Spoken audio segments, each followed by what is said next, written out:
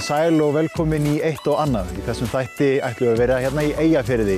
Hér komið snjór, vetrarparadís. Við ætlum að byrja að færa okkur til Siglufjarðar. Þar ætlum við að hitta hótelstjóra, sem var svo hrifinn af marokkóskum mat og menningu að hann flutti kokkinn með sér heim.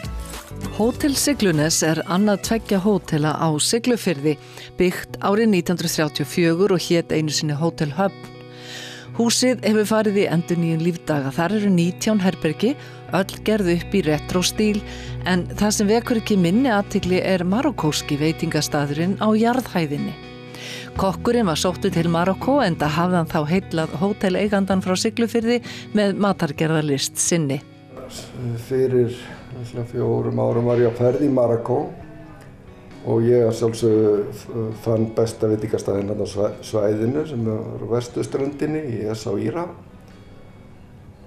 Og ég fer þangað og þetta er svona aðeins fyrir utan bæinn og upp í sveit, þetta er mánudagskvöld og ég og þáverandi kona mín voru einu gestirnir. Og eigandinn sat með okkur einlega allt kvöldið og spjallaði mikið við okkur og við vorum bara að ræða heima og geyma og meðan að þessi frábæri kokkur bar í okkur hvern réttinn fætir öðrum. Abrisar, eigandinn á veitingastæðnum, sagði mér meðal annars, það kom fram í máli hans að hann átti 3 konur. Í Marokkó máttu heimilt að eiga 4 konur. Og þetta var svona svolítið áhugavert. Ég hafði aldrei hitt mann sem á margar eða fleiri en eina konu. Mér finnst nú alveg nóg ein hefur alltaf dugað mér. Og svo í restina þegar við vorum að borða desertinn þá segi ég við hann, heyrðu, ég gera það tilboð. Ég á nefnilega svolítið sem þig bráðvantar og þú átt eitthvað sem mér bráðvantar líka. Þig vantar 4. konuna til að fylla kvótann og mig vantar hennar frábæra kokk sem var alltaf fram í eldhúsi. Og það var náttúrulega bara handsala á staðnum og en auðvitað náttúrulega var þetta grín en síðan kemur kokkurinn fram og ég náttúrulega þakka honum fyrir frábæra mat og segja honum þetta, heyrðu vinur, þú ert bara að fara að pakka því ég var bara að kaupa þig. Þú var til Íslands. En þessi bón kom kokknum nú ekki úr jafnvægi, enda heimspekingur einnig og vel að sér í landafræði. I want you to come to work in my restaurant. Where is your restaurant? In Iceland. Iceland. He surprised me really. And where in Iceland? In Reykjavik. Now, I'm 400 kilometers up the north. I get my phone, looking the map. Where is this place called Siglufjörður? Okay. From the beginning,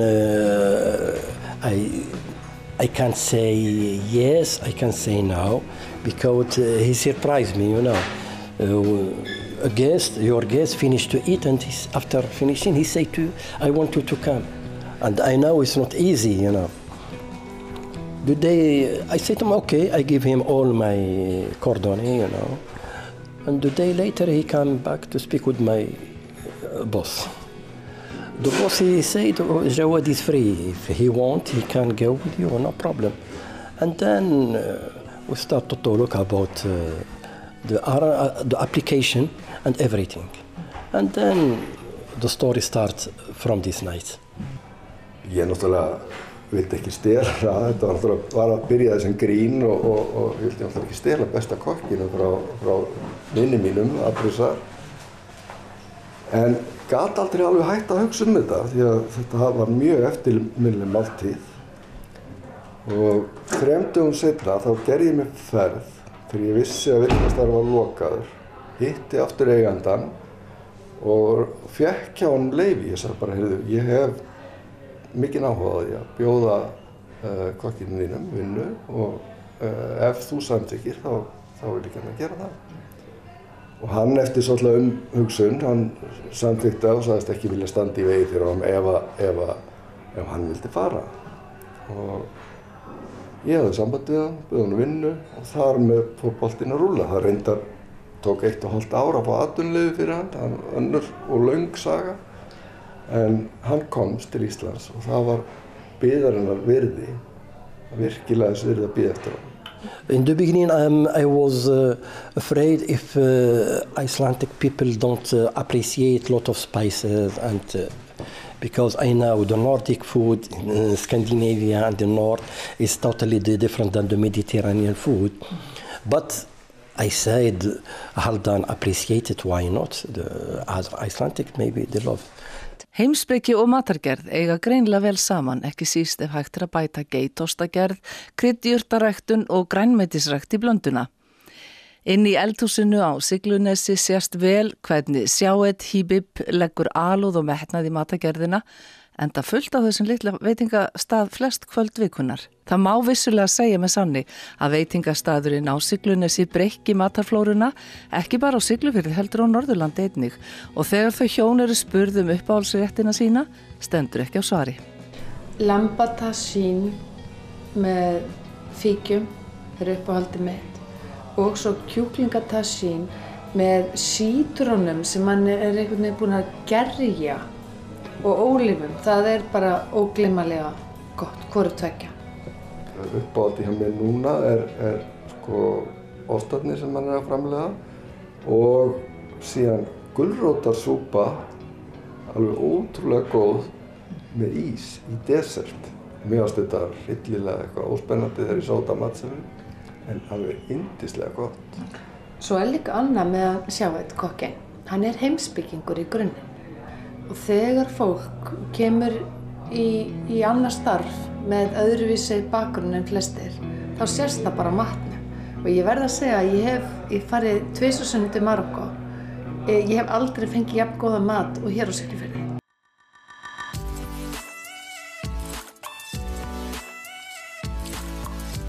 Það má segja að Hauganes hafi stimplað sig rækilega inn í flóru áfangastaða hér í Eyjafirði. Hvalaskoðun, saltfiskur eins og hann gerist ferskastur og sjósund með heitum pottum niður í fjörunni. Hvers vegna ætti fólk að koma á Hauganes frekar en aðra staði? Vegna þess að hér er alltaf sól og blíða. Það er bara svoleiðis og svo margt við að vera. Skiljið, hérna er svona, við erum hérna miðsvæðis á Tröllaskaganum. Það er örstuttar skreppa hérna Dalvík, Ólafsfjörður, Siglufjörður, inn í sveitirnar, Akureyri 25 minútur frá. Bara rosa margt hægt að gera hérna. Hauganes er lítið þorp í vestanverðum Eyjafirði og þar búa 100 manns. Á Hauganesi er nýtt tjaldsvæði og einnig hafa verið settir upp heitir pottar við ströndina sem njóta mikilla vinsælda. Þetta eiginlega snýst allt hérna hvalaskoðunina hjá þeim Wales-mönnum, Níelsömönnum, að síðustu árin er búin að vera gríðarleg aukning í túristum hérna í hvalaskoðun og þá fór ég að spá í hvort það væri ekki hægt að tengja eitthvað meira til að fólk til að stoppa aðeins lengur og byrjaði á því að setja upp tjaldsvæði hérna sem er rétt aftan með okkur, bara 100 metra hérna frá Bakkalabarnum. Svo kom þessu hugmynd að hafa heita potta hérna niður í fjörunni vegna þess að Sandvíkurfjaran þessi er, já ég segi eina Sandvíkurfjaran sem snýr á móti suðri á Norðurlandi. Og ef einhver hefur eitthvað á móti því þá bara leiðréttir hann það en svona ég held að það sé þannig í stóru dráttum. Og alveg einstaklega falleg fjara og vel hérna hentar vel fyrir heita potta. Hér eru upp á bakka sem að skýlir pottunum í hérna norðan Hágólu, þannig það er bara logn niðri. Núna er flóð, þannig að það sést ekki mikið af fjörunni, en á fjöru á útfallinu þá er 25 metra sandur hérna út. Alveg gríðarlega gaman að lalla eftir sandinum og busla og hún er svo aðgrunn að í sól þá hittnar hreinlega sjórinn hérna við ströndina, þannig að þetta er ekki svona alveg ískalt. Þetta er svona íslensk baðströnd þá? Það er það og það er svo gaman hvað þetta hefur breytt rosalega miklu hérna í þorpinu að fólk er að koma bara hvaðan af landinu og útlendingar er að koma hérna sem hafa fréttið einhvers staðar annar staðar og það er nú enginn hérna núna, þetta er að morgni til, yfirleitt er rólegt þá en helgar í góðu veðri þá eru bara allir 3 pottarnir fullir og og fólk snýr frá í hópum sko. Og Hauganes kannski tiltölulega nýlegur svona áfangastaður fyrir ferðamenn? Já, sko, fyrir utan hvalaskoðunina sem svo elsta starfandi á landinu. Hún fagnaði 25 ára afmælinu sínu núna daginn. En fyrir utan hana þá alveg nýtt að fólk sé að stoppa hérna sko, og til dæmis á tjaldsvæðinu og nýta það sem í boði. Pottana, hvalaskoðunina, veitingahúsið, svo náttúrulega stutt í bjórböðin og kalda á Árskógssandi, þannig að það hellingur að vera hérna á þessu svæði. Langt síðan þessi uppbygging fór í gang hérna hjá ykkur? Sko, eins og ég segi þá stofnaði ég tjaldsvæði bara í fyrra og setti 2 heitapotta síðasta sumar, seinni bara sumars til að rétt að sjá hvort þetta virkaði. Og þetta virkar það vel að við þurftum að setja 3. pottin upp núna bara í vor og beðum þá þetta hús og þessa palla hérna. Þar sem ég naut gríðarlega góðar aðstofar frá Habba bróðir sem kemur frá Kópavogi til að smíða með mér og Pétur minn á Selá hérna, í Selá Guesthouse. Þannig að ég hef nú ekki alveg staðið einn í þessu. Og hvernig hafa viðtökurnar verið? Ótrúlega góðar og þetta, eins og ég segi, þetta hefur bara gjörbreytt svona lífsmynstrinu, finnst mér í þorpinu.